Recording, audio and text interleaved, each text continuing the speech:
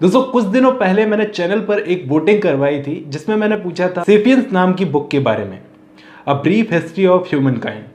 इस पर वीडियो बनानी चाहिए कि नहीं। युval नोआ हरारी ने इस बुक को लिखा था दोस्तों, बहुत ही फेमस वर्ल्ड फेमस बुक है। तो इस बुक का चैप्टर 1 मैं डिस्कस करने जा रहा हूँ। दोस्तों एक बात जो मुझे बहुत बुरी लगती है ये कि मैं किसी चीज़ को 1 महीने पहले पढ़ा चुका हूँ, उसके बाद 1 महीना बाद फिर से वही चीज़ पढ़ा रहा हूँ। तो सेम चीज़ें रिपीट करने से क्या फ़ायदा। इसलिए मैं कोशिश कर रहा हूँ इन दिनों कि कुछ नया प्रेजेंट कर सकूँ। तो दोस्तों ये बुक उसी टाइप की है। मुझे पता नहीं आप लोगों को कितना पसंद आएगी। मेरी आप लोगों से रिक्वेस्ट है, प्लीज़ इस वीडियो को एंड तक देखना। अगर आपको पसंद आती है तभी इसका दूसरा चैप्टर बनेगा। अगर आपको पसंद आती है तभी इसका दूसरा चैप्टर बनेगा। दोस्तों आज फर्स्ट चैप्टर आप देखो, अगर अच्छा लगता है तो मैं आगे के चैप्टर्स बनाऊंगा। तो दोस्तों शुरू करते हैं आज की हमारी वीडियो। Sapiens chapter 1। तो कहानी शुरू होती है लगभग 13.5 अरब साल पहले से, जब इस दुनिया में सब कुछ मैटर और एनर्जी से बना। दोस्तों कहा जाता है इस दुनिया में जो कुछ भी बना हुआ है 2 चीज़ों से मिलकर बना है, मैटर और एनर्जी। हिंदी में पदार्थ और ऊर्जा। बिग बैंग थ्योरी का नाम आपने सुना होगा। हाँ ऑफ कोर्स सुना होगा। तो जिस सब्जेक्ट में ये कहानी सुनाई जाती है, ये जो पदार्थ और ऊर्जा से मिलकर सब कुछ बना हुआ है, कि इस यूनिवर्स में सब कुछ शुरू कैसे हुआ होगा, वो सब्जेक्ट है फिजिक्स। फिजिक्स में ये सारी कहानी सुनाई जाती है। फिर ये मैटर और एनर्जी से बनते हैं एटम्स यानी कि परमाणु, और इन एटम्स से बनते हैं मॉलिक्यूल्स यानी कि अणु। और ये परमाणु और अणु वाली कहानी सुनाई जाती है केमिस्ट्री नाम के सब्जेक्ट में। अब लगभग 3.8 अरब साल पहले पृथ्वी नाम के प्लेनेट पर कुछ खास मॉलिक्यूल्स ने मिलकर जिंदगी की शुरुआत की। तब से जिंदगी की शुरुआत मानी जाती है। और ये जिंदगी के शुरू होने की कहानी हम बायोलॉजी यानी कि जीव विज्ञान में पढ़ते हैं। ऐसे ही लगभग 70,000 साल पहले कल्चर्स का बनना शुरू हुआ। उसके बाद में कल्चर्स का बनना शुरू हुआ, और इन्हीं कल्चर्स के सब्सिक्वेंट डेवलपमेंट की कहानी सुनाई जाती है हिस्ट्री नाम के सब्जेक्ट में। आई होप इतना तो समझ में आ गया होगा कि मैं कहानी को शुरू से शुरू कर रहा हूं।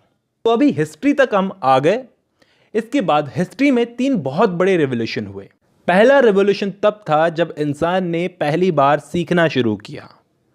इंग्लिश में इसको बोलते हैं कॉग्निटिव रिवॉल्यूशन। इसी सीखने के साथ हिस्ट्री भी शुरू हुई। दूसरा बड़ा रिवॉल्यूशन तब हुआ जब 12,000 साल पहले इंसान ने एग्रीकल्चर रिवॉल्यूशन शुरू किया, यानी कि खेती करना शुरू किया। जानवरों को मारने की बजाय उगाना शुरू किया, खाना बेहतर समझा। और तीसरा बड़ा रिवॉल्यूशन अभी लगभग 500 साल पहले शुरू हुआ है, जिसको साइंस कहा जाता है, जो शायद हिस्ट्री को ख़त्म कर दे। इस हिस्ट्री को ही ख़त्म कर दे कंप्लीटली, और कुछ और कंप्लीटली डिफरेंट चीज़ की शुरुआत कर दे। तो दोस्तों इन्हीं तीनों रेवोल्यूशन ने इंसानों और दूसरे जानवरों को कैसे अफेक्ट किया है, ये बुक उसी को बताती है। अब सोचो कि ये ज़रूरी थोड़ी है जब से हिस्ट्री शुरू होती है तब से ही इंसान है, बल्कि बहुत पहले से है, 25 लाख साल से है। लेकिन फ़र्क सिर्फ इतना है कि आज का इंसान और तब के इंसान में फ़र्क यह है कि तब का इंसान जानवरों के साथ रहकर उन्हीं के जैसा दिखता था, 4 पैरों पर चलता था। और अगर आप 20 लाख साल पहले जाओ टाइम में, तो अफ्रीका में आप जाओगे, देखोगे तो देखोगे कि माएँ अपने बच्चों को छाती से लगाए, मिट्टी में खेलते हुए बच्चे, जोश में भरे लाल पीले जवान लोग, थके हुए बूढ़े जो सिर्फ ये चाहते थे कि उन्हें चैन से रहने दिया जाए, और खूबसूरत लड़की को इम्प्रेस करने वाले मर्द छाती ठोकते हुए, और उन्हें देखती हुई बूढ़ी औरतें जो ये सब पहले ही अपने साथ होता हुआ देख चुकी थी। ये सब लोग प्यार करते थे, खेलते थे, दोस्ती बनाते थे, सत्ता पाने के लिए लड़ते थे। लेकिन यही सब चीज़ें उनके साथ रहने वाले लंगूर, हाथी और चिंपैंजी भी करते थे। उनमें कुछ अलग नहीं था। क्या उस वक्त इनमें से किसी ने भी सोचा होगा, खुद इंसानों ने नहीं सोचा होगा, कि आने वाले टाइम में इन्हीं के वंशज यानी कि हम लोग आज चांद पर जाएंगे, न्यूक्लियर वेपन बनाएंगे, हिस्ट्री लिखेंगे, ऐसी चीज़ें करेंगे। अब देखो दोस्तों, ये जूलॉजिस्ट जो होते हैं ये हर एक जीव की स्पीसीज बना देते हैं, हर एक जीव को प्रजातियों में बांट देते हैं, जिसमें अगर एक जैसे दिखने वाले जीव होंगे और वो साथ में इंटरकोर्स करेंगे और आगे चल के ऐसे बच्चे पैदा करेंगे जो आगे और बच्चे पैदा कर सके, तो ये कहलाएगी इन जीवों की एक जाति, एक प्रजाति।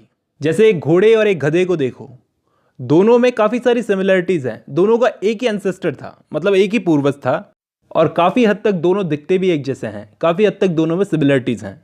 लेकिन फिर भी ये एक दूसरे के साथ क्यों कोई खास इंटरकोर्स में इंटरेस्ट नहीं रखते। मतलब आपस में सेक्स नहीं करना चाहते। अगर आप इनको उकसाओगे तो भले ही आपस में सेक्स कर लें, लेकिन उसके बाद जो पैदा होगा एक अलग ही जानवर जिसको हम खच्चर बोलते हैं, वो आगे कोई बच्चा पैदा करने लायक नहीं होगा।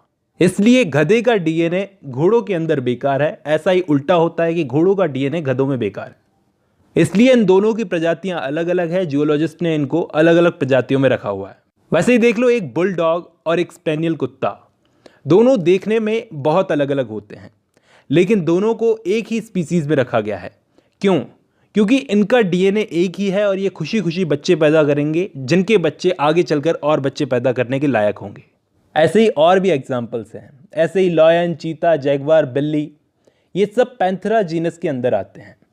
जीनस होता है, ये सब जीनस के अंदर आते हैं, मतलब एक ही खानदान के हैं, एक ही जीनस है इनका। फिर आती है प्रजाति, इनकी प्रजाति अलग अलग है। इनका जीनस एक है लेकिन प्रजाति अलग अलग है।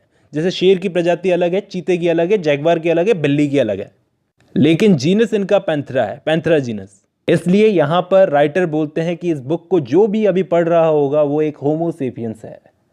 होमो हमारा जीनस है, सेपियंस हमारी प्रजाति है। और सेपियंस हमारी प्रजाति क्यों है? क्योंकि हमारे पास अक्ल है, हम इंटेलिजेंट हैं इसलिए। वैसे ही डॉग्स, भेड़िया, लोमड़ियाँ, सियार वगैरह ये सब आते हैं एक ही जीनस के अंदर, लेकिन प्रजातियां सबकी अलग अलग है ना? तो कहने का मतलब प्रजातियां चाहे इन सब की अलग अलग हो, लेकिन पैदा सारे एक ही पूर्वज से हुए हैं। फॉर एग्जाम्पल, बिल्ली और शेर दोनों एक ही फैमिली से हैं, लेकिन फिर भी बिल्ली इतनी मासूम होती है और शेर इतना खूंखार होता है, लेकिन देखने में बहुत हद तक दोनों एक जैसे ही दिखते हैं। तो कहने का मतलब हम भी होमो सेपियंस हैं, मतलब हमारी भी एक फैमिली है, होमो फैमिली है। लेकिन हमारी प्रॉब्लम यह है कि हम इस बात को मानते नहीं हैं। हम खुद को जानवरों से बिल्कुल अलग मानते हैं, ऐसा कि हमारा कोई परिवार नहीं है, हम ह्यूमंस हैं तो हम यतीम हैं, हम किसी फैमिली से नहीं हैं, हमें किसी ने पैदा नहीं किया, हम तो खुद ही पैदा हो गए। लेकिन इस बुक के हिसाब से ऐसा नहीं है। मानो या मत मानो, हमारी एक बहुत बड़ी फैमिली है, बंदरों वाली फैमिली। चिंपांजी, गोरिल्ला, इंसान, ये सब फैमिली से हैं हम। 60 लाख साल पहले एक फीमेल बंदर की 2 बेटियां थी, जिसमें से एक ने चिंपांजियों की फैमिली को आगे बढ़ाया और दूसरी ने हमारी फैमिली को, इंसानों की फैमिली को। तो एक बड़ी तादाद में इस बुक के हिसाब से ये हमारे भाई बहन हैं, दूर के भाई बहन, और हमारे खुद के भाई बहन भी हैं। और सुनो, थे, मतलब कहने का मतलब थे, जो हमसे बस थोड़े से अलग थे, वो भी ह्यूमन थे। अगर सुनना चाहो, ये ना सोचकर सुनो कि हम अकेले इंसान हैं इस पूरी दुनिया में, तो 10,000 सालों पहले हमसे थोड़े से अलग और भी इंसान थे। तो हम होमो जीनस से हैं और ये बहुत बड़ी फैमिली है। इसमें और भी प्रजातियां थी और सेपियंस इसमें अलग नहीं हैं। वो प्रजातियां दुनिया के अलग अलग हिस्सों में रहती थी, अलग अलग माहौल में रहती थी। ये होमो फैमिली की जो प्रजातियां थी, यूरोप में रहने वाले कहलाते थे निएंडरथल्स, जो ठंड को अच्छे से झेल सकते थे। एशिया में रहने वाले कहलाते थे होमो इरेक्टस। इंडोनेशिया में रहने वाले अलग कहलाते थे। और एक छोटे से आइलैंड पर रहने वाले लोग बोने भी थे, जो 1 मीटर लंबे थे और 25 किलो से ज़्यादा उनका वेट नहीं होता था। लेकिन ये सारे के सारे पत्थर के टूल्स बना लेते थे अलग अलग जगहों पर रहकर। ये सब आज जो उनकी हड्डियों के सबूत मिलते हैं, उन सब से पता चलता है। अब कौन जानता है, हमारे ऐसे ही बहुत सारे रिलेटिव्स दुनिया के अलग अलग हिस्सों में रहते थे और ख़त्म हो गए या ख़त्म कर दिए गए। तो उन्हीं प्रजातियों में से हमारी एक प्रजाति है होमो सेपियंस। पता है, एक बहुत बड़ी गलतफहमी है कि हमारी सीधी सीधी डेवलपमेंट हुई है। हम एक ही किस्म के थे, हम एक ही किस्म के हैं। आज से लगभग 10,000 साल पहले तक कई सारी किस्म के इंसान हुआ करते थे। जैसे कुत्तों की बहुत सारी प्रजातियां होती है, वैसे इंसानों की भी थी 6 प्रजातियां। लेकिन आज हमारे पास इतने सारे रीजंस हैं कि हम इस बात को ना माने। दूसरा क्या है, इंसान के पास ये जो दिमाग है ये बहुत बड़ा है। जो 25 लाख साल पहले का इंसान था, उसके दिमाग के साइज के मुकाबले आज के इंसान का दिमाग बहुत बड़ा है। लेकिन आज इस बड़े दिमाग वाले इंसान को अच्छा ही माना जाता है कि जिसके पास ज़्यादा दिमाग है, बड़ा दिमाग है, वो बहुत अच्छा है। लेकिन सोचो, ऐसा सिर्फ हम लोग मानते हैं। बाकी जानवरों को ये बड़ा दिमाग बोझ सा लगता है, क्योंकि इसे चलाने के लिए बहुत सारी एनर्जी चाहिए। सोते वक्त शरीर का 25% अकेला दिमाग खा रहा होता है, जबकि हमारे जीनस के बाकी बंदरों का दिमाग सोते वक्त सिर्फ 8% एनर्जी कंज्यूम करता है। इसलिए शरीर को देने के लिए एनर्जी कम पड़ जाती है। आज देख लो, एक चिंपांजी के पास जाना, उससे लॉजिकल बातें करना, वो आपसे कभी नहीं जीत पाएगा। लेकिन उसके पास में शरीर में इतनी ताकत है, उसने शरीर को इतनी एनर्जी दे रखी है कि वो आपको 2 हिस्सों में फाड़ देगा। वो जो एनर्जी अपने शरीर को देता है, वही एनर्जी हमने दिमाग को दे रखी है। तो हम इस दिमाग की मदद से हमने कारें और बंदूकें जैसी चीज़ें तैयार कर ली है, जिससे हम चिंपांजियों का शिकार कर सकते हैं, उनसे तेज भाग सकते हैं, दूर खड़े होकर उन पर निशाना लगा सकते हैं। वैसे ही इंसान के अंदर एक और खूबी है कि धीरे धीरे टाइम के साथ उसने 2 पैरों पर खड़े होकर चलना सीख लिया, उठकर तनकर चलना। उसके लिए काफ़ी चीज़ें आसान हो गई, लेकिन फिर हाथ जो उसके चलने के काम में आते थे, उनका कोई रोल नहीं रहा। तो उसने हाथों का यूज़ कैसे किया? पत्थर फेंकने में, इशारा करने में और दूसरी चीज़ों को बनाने में। तो हाथों का यूज़ जिसने ढंग से सीखा वो ज़्यादा कामयाब हुआ इनमें से। और फिर इंसान हाथों से मुश्किल काम कर सकता था, औजार बना सकता था। लेकिन खड़े होकर चलने का एक नेगेटिव पॉइंट भी था, कुछ नेगेटिव पॉइंट्स भी थे। जैसे इंसान का जो पहले वाला ढांचा था वो 4 पैरों पर चलने का था, लेकिन फिर जब वो 2 पैरों पर चलने लगा तो कई सारी प्रॉब्लम्स का उसको सामना करना पड़ा, जैसे पीठ का दर्द, गर्दन में अकड़न। और फीमेल्स को तो और ज़्यादा प्रॉब्लम हुई, क्योंकि जो उनके बच्चे पैदा होते थे उन 2 पैरों पर चलने वाली औरतों के, वो ठीक से डेवलप नहीं हो पाते थे। कहने का मतलब यह है कि इंसान के बच्चे का जन्म टाइम से पहले ही हो जाता है, जबकि एक बफेलो का बछड़ा पैदा होने के कुछ टाइम बाद ही चलने लगता है। बिल्ली के बच्चे थोड़े टाइम में अपनी माँ को छोड़कर खुद ही खाना ढूंढने निकल जाते हैं, क्योंकि ये बच्चे आग में पके हुए मिट्टी के बर्तन की तरह होते हैं, वैसे ही बाहर निकलते हैं आग से। एक मिट्टी का पका हुआ बर्तन जिसमें अगर कुछ चेंजेस करने की कोशिश की तो इसका मतलब यह है कि वो टूट जाएगा। लेकिन वहीं पर इंसानी बच्चे लचीले कांच की तरह भट्टी से बाहर निकलते हैं, जिसको कई सालों तक शेप दी जाती है प्रोटेक्शन के अंदर। वो कई सालों तक प्रोटेक्शन में बड़े होते हैं। इंसान को शेप देने में बहुत सारे लोग लगते हैं। जैसे कांच को कैसी शेप दे सकते हैं, उसको निकालने के बाद में उसे ईसाई बनाओ, बौद्ध बनाओ, सोशलिस्ट बनाओ, कैपिटलिस्ट बनाओ, लड़ने वाला बनाओ या शांत रहने वाला बनाओ, उसको जैसा बनाओगे, जैसा ढालोगे, ढल जाएगा। क्योंकि हम अपनी और खुद उस बच्चे की ज़्यादातर एनर्जी उसके माइंड पर खर्च करते हैं। जैसे यहाँ पर इस बुक में बताया गया है कि इंसान शुरू से बड़े शिकार नहीं कर पाता था। वो क्या करता था? बड़े जानवर जो शिकार करते थे उनको जाकर खाता था, उनका झूठा खाता था, छोटे मोटे शिकार ही करता था, बड़े शिकार नहीं करता था। वो फूड चेन में बहुत नीचे था। जैसे शेर कोई बड़ा शिकार करके गया, फिर उसके बाद में दूसरे जानवर आते थे, वो उसको खाते थे, और एंड में जा कर के इंसान को मिलता था। लेकिन कमाल की बात यह है कि इसी फूड चेन में पिछले 1 लाख सालों में इंसान इस फूड चेन में इतना फुर्ती से, इतना स्पीड से ऊपर आ गया ना कि शेर और चीते सबको पीछे छोड़ दिया। इतनी शानदार छलांग लगाई। लेकिन इसका रिजल्ट ये हुआ कि जैसे ये दूसरे जानवर होते हैं, शेर और शार्क, इन जैसे जानवर धीरे धीरे इस फूड चेन में ऊपर आए थे कि ये दूसरे जानवरों को मारकर खाते थे। लाखों सालों में ये आए थे ऊपर। तो इकोसिस्टम ने इनके लिए एक बैलेंस तैयार किया कि ये शेर और शार्क जो थी ये भारी तबाही ना मचा दे। इसके लिए शेर जब ज़्यादा खतरनाक होते गए तो हिरन की भी भागने की स्पीड धीरे धीरे बढ़ती गई। गेंडे और ज़्यादा गुस्से वाले होते गए ताकि ये शेर और शार्क ज़्यादा तबाही ना फैला सके। इकोसिस्टम ने इनके लिए सब कुछ बैलेंस करके रखा था। लेकिन इंसान इतनी स्पीड से ऊपर गया ना इस फूड चेन में, तो इकोसिस्टम को टाइम ही नहीं मिला उसके लिए सब कुछ सेट करने का। तो इसका ये साइड इफेक्ट होगा कि इतनी स्पीड से जब वो ऊपर गया, इतनी स्पीड से इसको पावर मिली, तो इसका मतलब यह है कि आने वाले टाइम में इसी पावर से बहुत सारी तबाहियां आ सकती है। लेकिन ये सब हुआ कैसे?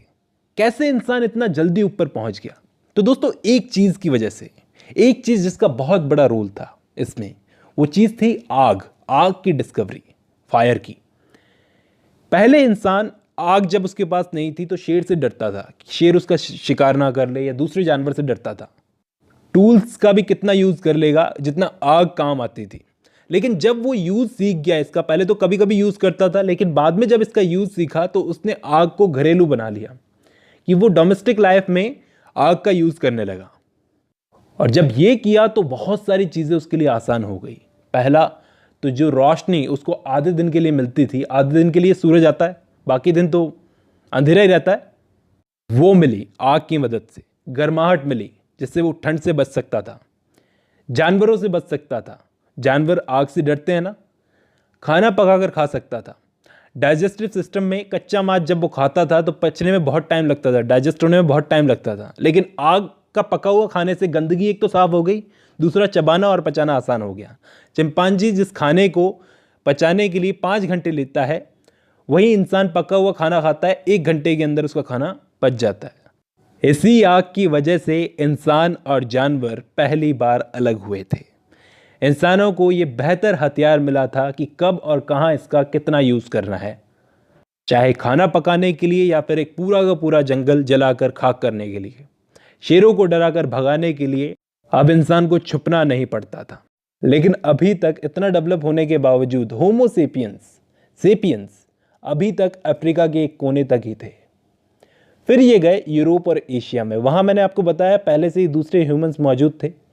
तो फिर क्या हुआ, कहा जाता है कि ये लोग जब वहाँ के ह्यूमन से मिले तो वहाँ पर जाकर इन्होंने उनके साथ में इंटरकोर्स किया। पहली थ्योरी तो ये कहती है कि जब ये यूरोप गए तो निएंडरथैल्स के साथ में इन्होंने इंटरकोर्स किया। तब तक किया जब तक कि ये दोनों आपस में मिल नहीं गए। इसी तरह से एशिया में जाकर इन्होंने इरेक्ट्स के साथ में इंटरकोर्स किया। इसलिए इस बुक के हिसाब से चाइनीज़ और कोरिया वाले ये सेपियंस और इरेक्ट्स से हुए हैं। लेकिन यहाँ पर एक थ्योरी और है कि ये लोग वहाँ पर गए और जाकर उन लोगों को वहाँ पे मार दिया और उनकी जगह ले ली। लेकिन फिर भी इस बुक में फर्स्ट वाली थ्योरी पर जोर दिया गया है, क्योंकि बायोलॉजी में कुछ भी हो सकता है। इन दोनों ने मिलकर ऐसे बच्चे पैदा किए जो आगे बच्चे पैदा कर सकें, क्योंकि आज के सेपियंस में निएंडरथैल्स का डीएनए मिलता है कुछ हद तक। लेकिन सेपियंस स्मार्ट थे, वो बच गए। निएंडरथैल्स नहीं थे, वो ख़त्म हो गए।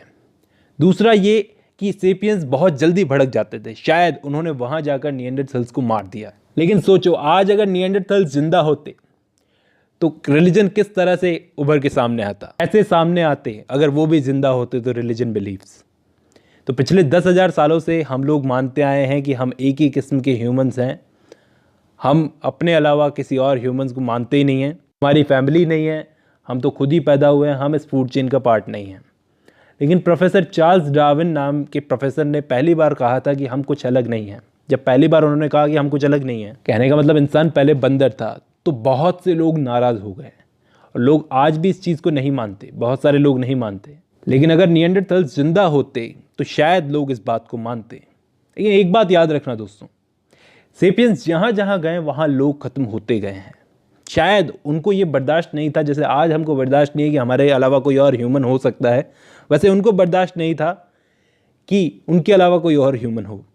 तो इन्होंने कैसे दूसरे ह्यूमंस को ख़त्म कर दिया होगा, इसको हम नेक्स्ट वीडियो में डिस्कस करेंगे, नेक्स्ट चैप्टर में।